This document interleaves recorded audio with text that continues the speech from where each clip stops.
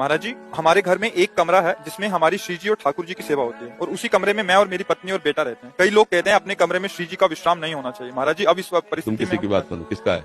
हाँ, किसी की बात मत मानो। हम सेवक है, हमारे स्वामी है, हम उनके साथ ही तो रहेंगे।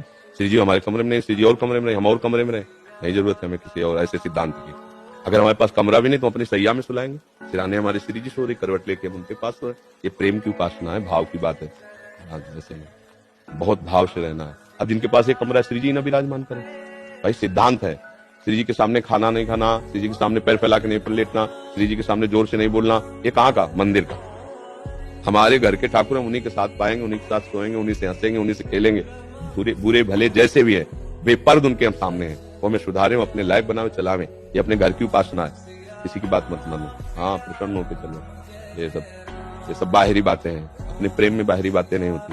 बाहरी सिद्धांत ठाकुर जी को अधीन नहीं कर सकते, ध्यान रखना। तो इसलिए अब मान लो एक छोटा सा कमरा है, अपने परिवार का पोषण कर रहे हैं, तो उपासना नहीं करें, हम श्री जी की सेवा ना विराजमान करें। ये किसी की बात नहीं माननी है, अपने मार्ग से चलें।